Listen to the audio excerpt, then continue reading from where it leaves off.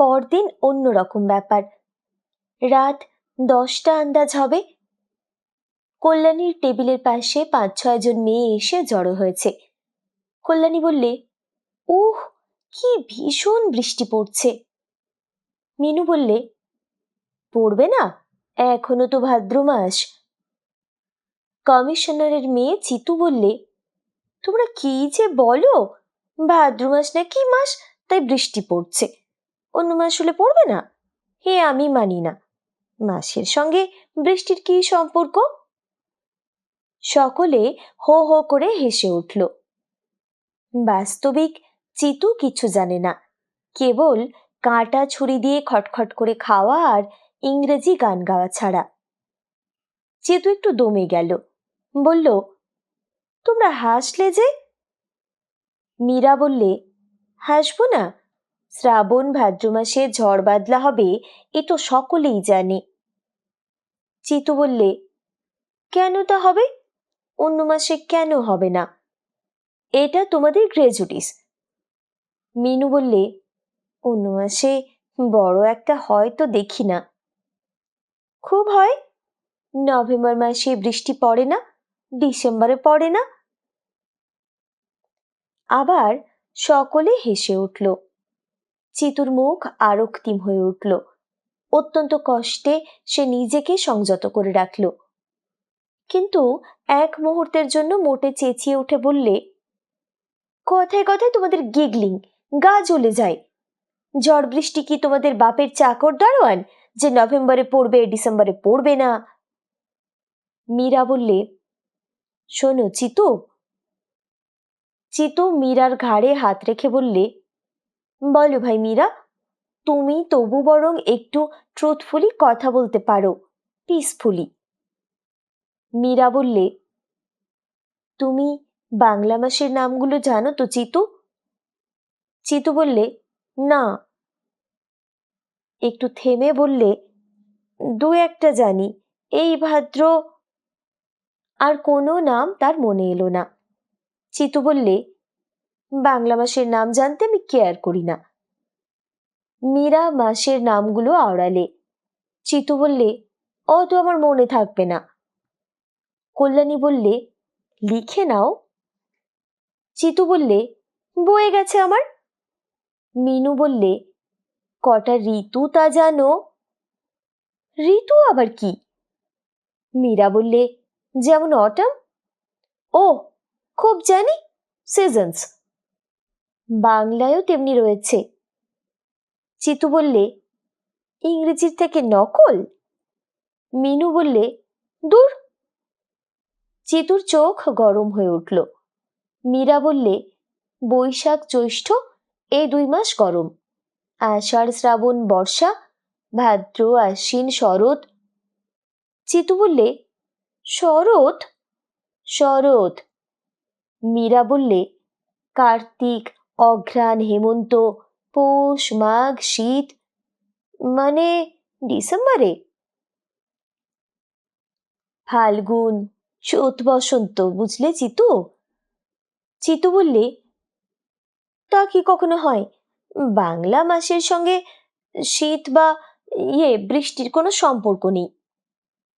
বাঙালিদের মধ্যে 2-1 তো শুধু ICS পাশ করে ডিস্ট্রিক্ট অফিসার হতে পারে।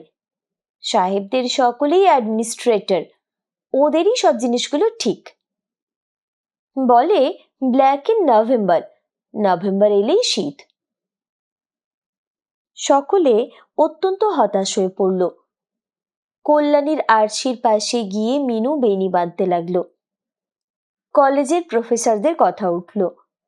মিনু চুল আঁচড়াতে আঁচড়াতে বললে, আমাদের মেয়েদের কলেজে পুরুষ প্রফেসর বড় একটা থাকে না, তাতে লেকচার খারাপ হয়ে যায়। মেয়েরা কি লেকচার দেবে, জানে কি মেয়েরা? মীরা বললে, তুমি নিজে মেয়ে নও?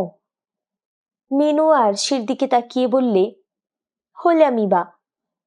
কল্যাণী বললে, মেয়েদের সম্বন্ধে তোমার এত হীন ধারণা মিনু?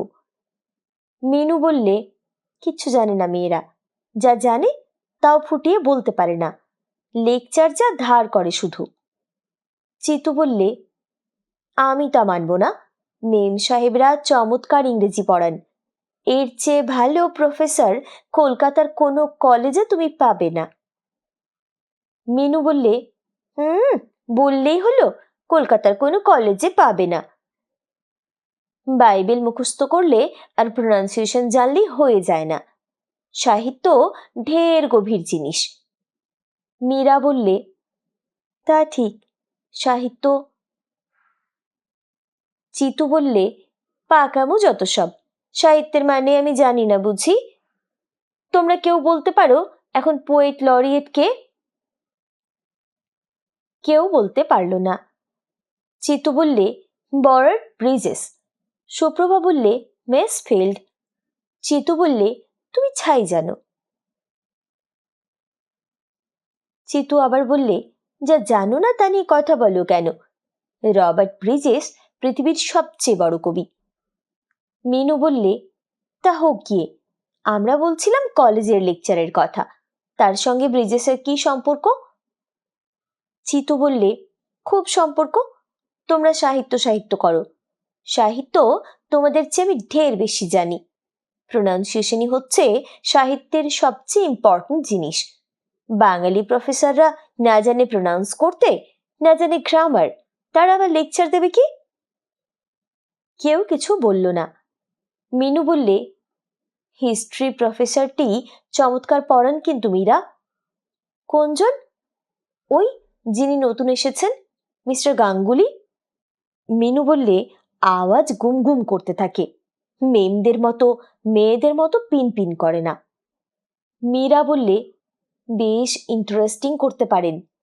মিনু বলল, আহ, রোমান এম্পায়ারের কথা যা বললেন, শুনতে শুনতে গায়ে কাঁটা দিয়ে ওঠে।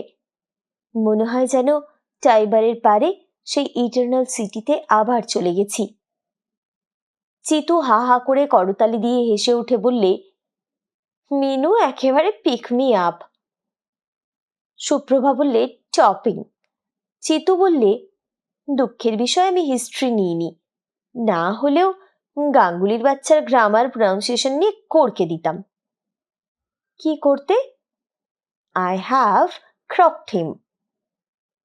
চিতুর কথায় কোনো কান না দিয়ে মিনু বললে, এক এক সময় মনে হয় উনি একজন সেন্চুরিয়ান, প্রিফেক্ট।